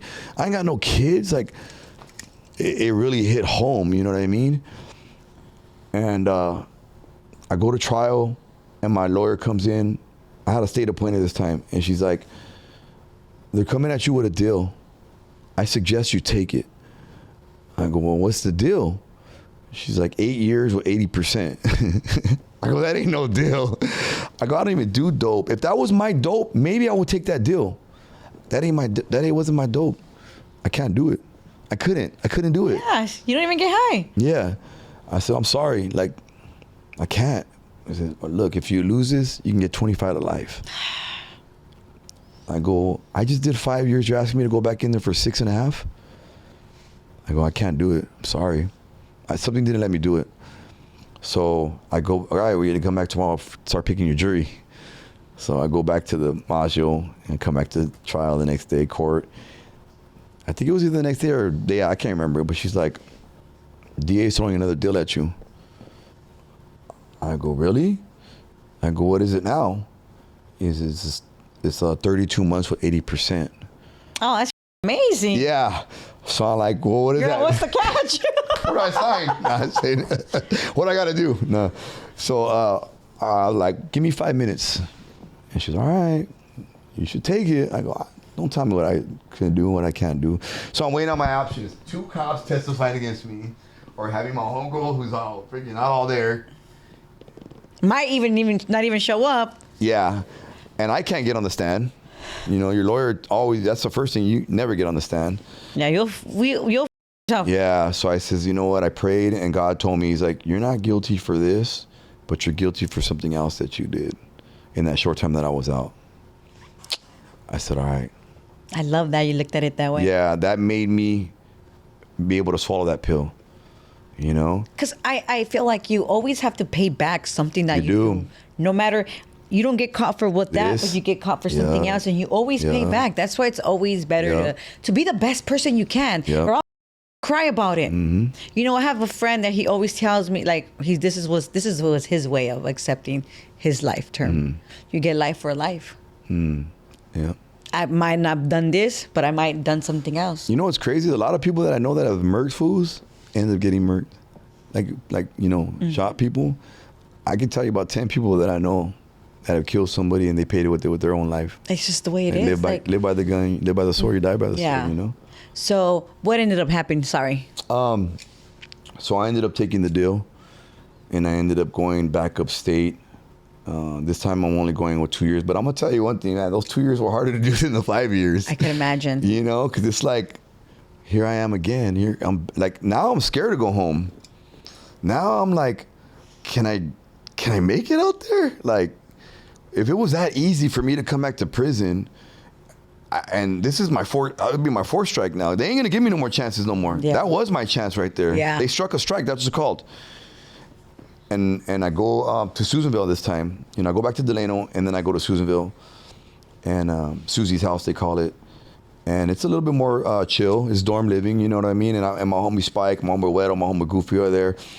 So this was all setting me up for my future too, to be honest with you. Because remember, I started drawing in the Yes. hole. And I had started doing tattoos in YA, but I was only doing lettering. I wasn't doing drawing. I just had a natural ability. I always had good writing, penmanship. So I'm in Susie's house now. I'm in Susanville now.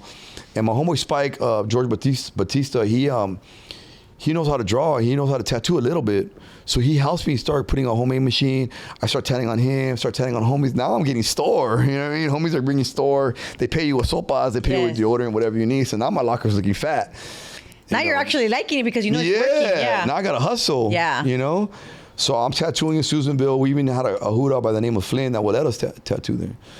This is crazy. So that's Susanville is where you go when you're going to go to camp, fire camp. You're not allowed to go anymore, but back then you were allowed to go. Now you can't because all the dropouts are there, you know. So, but back then you still could. And I'm waiting to go to camp. I'm tatting. Got the homies right there. My homies are freaking huge too. I felt like I had 2 bodyguards with me all the time. Big ass. Wedo, Kui Louie was a big ass homie. Spike was a big ass homie. I'm a little big guy. You know what I mean? Ain't too little. You know what I mean? Got a big ego. No. But anyways, hey, that's what counts. Yeah. So check it out. This is another yard that we run, the homies. So it was the same deal. They couldn't take their shirts off. Back then. The Northerners, yeah. So we're walking around the track, and I think I'm walking with the rep. No, I'm not walking with the Llavero. I'm walking with somebody else. And all of a sudden, shit starts transpiring right in front of me again. Yes. And, you know, it's a mini riot now. Now there's only about 6, 7 of us. And we start getting down with the Northerners again right there on the track. And the cops come. And now I'm not stupid. So I'm starting to crawl away from the scene. You know, it's funny because, you know, like you see in cartoons where they're crawling on their knuckles or whatever. That's what I'm kind of doing, sliding away. Because now you know what's Now happening. I know what's going to happen next. They're going to remove us from the yard. They're going to take us to the hole. So this is a trip. This was destiny. Because if I would have gone to the hole, I wouldn't have went to fire camp. The cop that came out, one cop wanted to take me. Come on, put your hands back. And then the cop that would let me tattoo there, Flynn, he says, no, he wasn't involved. And it didn't allow me to go to the hole, didn't allow me, because that would have set me back. I would end up staying on the yard, and there was no future on the yard. Yeah. So shortly after, I had to do a program, and I had to qualify. You had to do this big old FFT, PFT training to go to fire camp running. And you're up there you're freaking high, you know. Like you have to actually train, like if you're actually, like real training, I get it. Yes, but the air is so thin up there because we're high in the mountains kind of. So to do a mile isn't just doing a regular mile. You're freaking dying, you know, because it's hard to breathe, you know. But I did it. Thank God my homies kind of helped me at the last part of the mile, and I did it. And I went to fire camp. And how did they help you? They pushed you or some shit? Yeah, my homie Wedo see me struggling. And he goes, come on, ladies, you got it, homie. And I'm dying, and he's big, you know. So I'm like, carry me, fool. Aww. So he helped me like a movie and shit. How does it feel as I'm like right now that, you know, you're going back to, you're obviously older, right? Yeah. And this is a long time ago. It really is a long time ago. Yeah. How does it feel like to open up and talk about it? You did mention that you've done like, you know, other little interviews or like podcast things like that. But, you know, like to dig deep, sometimes sometimes I'm afraid to ask to dig deeper because I don't know how you're. Yeah, you don't open no skeletons. Exactly. And like, I don't want you to leave here and not you, but just in general, like go and like, you know, like. Yeah. No. You know what? I've been out so long, and I'm not the same person I used to be. So to be able, if it's gonna help somebody, if it's gonna scare somebody, if it's gonna teach somebody to stay away from that life, because it isn't. I'm not here glorifying that life. Like, most definitely. That we don't do, you know, and I say that, I'm glad that you say that because sometimes some of the followers do think that this page is like, oh, they're glorifying it. No, we're not. We're talking about our experiences. Yeah. You know, there might be a lot of youngsters that are watching, like, watch this, fool, so you don't end up doing with this. Like, it's not, you know, what. It was part of my journey. Yeah. It's the road that I had to take. And I thank God that I did because it made me who I am today. Most definitely. I don't regret going, but if I could tell youngsters nowadays, I would tell them, don't, man. Like, you know what? Like, I came with some friends. I try to help these dudes. You know what I mean? I try to, I'm a tattoo artist, so they're my apprentice. But not only there for tattooing. And life. But for life. Most, yeah. My boy Miles just got out doing 24 years. You know, I want to hold him close so that he doesn't go back in there. You know what I mean? These youngsters that have may have no direction. If I'm able to do that, a 3-striker, you know, I travel the world now. I'm going to Rome in October. I'm going to Hawaii next week. I've won over 50 awards in doing tattoos. How cool is that? You know what I mean? Yes. I'm blessed. You know what I mean? God has blessed me. It's still not easy because I have struggled with life in general. Well, no, it's part of life. We have to. It is. Like, not everything is peaches and cream. Like, but it ain't what it used to be. Well, because thank God we went through what we went through to be where we are right now. Yeah. Okay, so your homie pushed you through the dam, and then you freaking got into fire camp. Fire camp. I go to Valley View. It was a dope camp because we had a gym there. So even though it snowed, we're way up in the mountains. You got essays in the snow. I never lived in the snow in my life. And it was dope because we come out and it'd be all white, like a white Christmas shit. You know what I mean? That first time I ever seen snow. And even Susanville has snow, and for punishment, they make you shovel snow. So anyways, I'm in Valley View camp, and I'm an artist. I tell them I'm an artist. So they gave me a job on campgrounds where I didn't have to go out to the grade every day because everybody else used to have to go out there and they do stupid stuff. They go out there and just chop trees down to practice, you know, and make line, which is cool. You got to do. But thank God I didn't have to do that. These hands weren't made for that. Yeah. So I was an artist and I was in camp and I was able to be a graphic design artist there. And I would design like the logos for all the camps. And back then, cool. Yeah, back then it was old school silk screen. So we'd do everything from the ground up. But I also had an opportunity to start tattooing there. And I had a white boy there by the name of Larry Bayers that was an awesome artist. And he started teaching me, you know, how to tattoo. And we'd tattoo on each other, you know what I mean? But he was an awesome artist. So everything was a plan. It was all part of the plan. Sure. You know what I mean? And I didn't see it at the time, but I was just going through the motions and just trying to keep my nose clean, you know? So yeah, I'm there. And this time I'm getting ready to come home. And trip on this, man, I called home and I talked to my brother. I go, hey, if we're gonna come get me? He's like, yeah. I go, damn, you're like 14 hours away though. I go, but I'll go. And then he threw a wrench in. He goes, my dad wants to go too. And I'm like, fool. Because I didn't tell you this earlier, but back then I wanted to put hands on my dad very badly. And when I said, one of these days, I'm gonna go back and I'm gonna show him. You know what I mean? Yeah, that rage of him hitting you never went away. Never went away. Even my brother was enraged by it, but so I was surprised that he wanted to bring my dad. And I told him, no, fool. I go, what are you talking about? Like, that's the enemy right there. You know what I mean? Like, Charlie. And he still bought him. I was like, fuck this fool. And I was just so excited to go home that I didn't even care. Which was good. Yeah, I was just so excited. But to be honest with you, my dad's in my life now, and we talk now, and you know we're in a good place now, man. Like he's been a asset. Like maybe I didn't need him back then as much as I need him now. You know what I mean? So we talk, and you know I've even had to like minister to him and help him in his situations, and that's a trip. Because God's giving me a good head on my shoulders, you know what I mean? He's giving me direction where I'm able to help my pops even, you know? And I know that takes a lot for my pops to receive from his kid, but he does. But my dad is a blessing. My mom, she's not too crazy about the idea, you know what I mean? But she's forgiving him. So, yeah, I get out of Susanville, fresh out, you know, healthy. You know, now I'm a freaking tattoo artist, prison, tattoo artist. You know what I mean? Yeah. Certified prison tattoo artist. I even bring home one of my machines. Well, that's cool. I did. I brought a homemade, and I left one there for the homies, and then I brought one home. And then I try to get like a regular job. I'm on high control parole. That means like, you know, like they watching you a little bit more closely back then. And you got to do the full 3 years parole. And I start trying to get jobs, warehouse, construction. Anywhere. Yeah, anywhere. But I'm hating it. I felt like I'm still doing time. I'm like, this isn't living. Like, but that's living in reality. I know. But I felt like, I remember one time they put me in this job where I had to throw these blinds into a dump. And I said, a monkey could do this shit, you know? Like, I'm not no monkey. I got talent, you know? So I walked off on the job, only being there for like half an hour. And I walked off. And then it gave me, one of the homies from Tony Reyes, he gave me a job, construction. I was his assistant, and this was all bad because I would go in there halfway asleep and I'd forget his tools, and but he tried to help me, you know? You just weren't being responsible. We always think like life is gonna be like amazing when we get out, and it's not. No, I realized at that point that construction wasn't my calling. And that's when I started, you know, saying, you know what?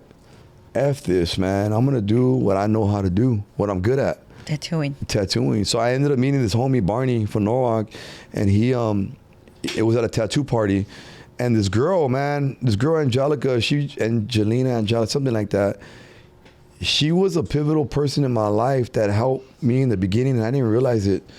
She told me, she's like, you know what? I'm inspired by you. And I met her through the homie. I met her through Primo, because I hooked up with Primo when I got out. And he introduced me to her. She's like, I'm inspired by you. I go, why? She's because you have something about you. I know you're going to make it. And this was 24 years ago. And she's like, I know. And she's seen something in me that I didn't see. She said, I believe in you so much that I'm going to go buy you inks. I'm going to buy you your colored inks. So she took me to there, and she did. And she spent $124 on me. To me, that was a lot of money back then. $10 or $20 was a lot of money, because I break out of jail, I'm making 20 cents an hour. So when she did that, I couldn't believe it. I was like, wow, like you really good. And I wasn't hooking up with her or nothing. We weren't being together, nothing like that. She just did it because she said that I inspired her and to believe in me, And now I look back and like, wow, she was somebody that believed in me. And then she took me to a tattoo party. So she's like, hey, some of my friends are having a tattoo party because they were popular back then. I go, all right, female, let's go. She's like, yeah, they're going to have a tattoo artist there. Maybe you can ask them questions about professional. I said, I'm down. I go, I'll take my tattoo stuff too, right? So I get to the tattoo party. I was hesitant about going because it was in Enemiga's hood. But I went anyways. I go, man, they're probably affiliated or something. I was kind of worried. That's the thing we worried about. But they were all casual people, normal Mexicans, So I walk in there, introduce myself. The homie that's tattooing is in the back door. I can't see him. I could just hear the. So I'm like, damn. So I like, all right, let me set up my shit. I got a little battery pack. I got my homemade shit. And they probably were amazed by that. I don't know what they were thinking, but I didn't have confidence. I was insecure. I was shy. I didn't even know how to be around people. So I told her, I started trying to do it, and I felt intimidated. And I go, you know what, let's just do this another time. I don't want to do it here. Aww. And she's like, all right, but I'm still going to introduce him. All right. So I met the homie, and he goes, what's up? It was a character, man. This dude was a freaking character. Barney Bubble, starting no trouble. What's up, doggy? He had like a half pinky missing. But he was feeding. And he took me under the wing. And he told me, I asked him, I go, I just got out. Can you help me? I want a freaking tattoo. And he goes, yeah, doggy. That was his favorite word. I got you. The freaking trip. And took me to the place in La Puente right there, got my equipment. I remember he didn't even tell me. I figured it out on my own. Then I started doing tattoo parties with him. And we started going everywhere, going to all different hoods. Sanford, freaking avenues, even casual people's houses. And he started exposing me to new people. And it was awesome. It was dope. Like I had all my equipment in the trunk, And it was like a different life. Yeah, it was a different life, So God used him too to introduce me to professional, because I couldn't go around doing homemade shit, Yeah. This is the streets now, And I grew. I stood with him as long as I could, I stood with him till I picked up a lot of the trade, and then I knew when it was time to move on. And I did, and then that's when I started doing the tattoo conventions, and the doors opened up for me there. How cool. And my story was a crazy one in the beginning, but I realize now that prison and jail was all part of the journey. God brought me through, and he continues to bring me through. I didn't think that I would live to be this age. You know what I mean? I didn't think that I would ever live to be able to see my kids. I have 4 beautiful daughters, and I have a son, Josiah, that I barely had. Even just having a boy, that was a gift. I'm still blessed. Oh, extreme. I'm still blessed. He still blesses me. I was in San Diego doing a tattoo convention not too long ago, and we were there afterwards. The homies wanted to go have a drink with me, because a lot of them look up to me because I've been around for a while, and they wanted me to be there, and I didn't really want to go out. I don't do that too much no more. I just want to go back to my room. I'm tired, Yeah. But I was like, let's go, because he had a bunch of homies and they wanted to meet me. So I went, and it was cool, hung out. But all of a sudden, somebody out of the crowd came up to me, and he said, he goes, hey, can I talk to you? And I go, yeah. And we started talking and started telling him about what I do. And he was telling me he's the owner of that club, and he has a couple other clubs, and he was the owner of some club in Miami. And I'm like, damn, I'm impressed, I go, that's what's up. And then I remember we walked outside, and he goes, look, I stopped you and I called you for a reason. And I go, what's that? He goes, to tell you that you've already reached a certain amount of heights in your life and you've accomplished a lot of goals in your life. And now your job is to give it back and to teach all these youngsters that look up to you. And that hit home, you know? It hit home because it gave me more purpose. You know, it made me realize why I went through everything that I went through, you know? And I'm gonna put my shades on that actually. No, because me and you are over here too, you know? I mean, it's reality and it's what we live for, and these emotions, it's so good to be able to feel, and it's okay. That's what God is. Yeah. To be able to feel these things, and it's okay, you know, like Yeah. God is good, bro, and Yeah. you're gonna give back and you're gonna continue to do what you do. Yeah. And you know, and your baby boy is gonna see you be a super viejito, because you know that's a viejito, eh? Hey, I feel young though, so it's all good. Oh, no, of course. I'm just Yeah. clowning, you know, I'm just Yeah, trying yeah, to. But yeah, for sure. Yeah. So it's an honor. It's a blessing. I've been faced with a lot of challenges. I've been faced with hate, even from my own hood, my own homies sometimes, you know, but I'm still here. That's right. You know what I'm saying? It's a different time. It's a different generation. I realize now that I'm my own person now. I'm my own brand now. I'm a man now. I stand alone with my family now. I mean, I represent something different now. I love my hood. I always will love my hood. Mm-hmm. But now I stand for something that I believe that I should have been standing for all along. And that's what it had to take. Hey, that's how it goes. Yeah. You know? Mm-hmm.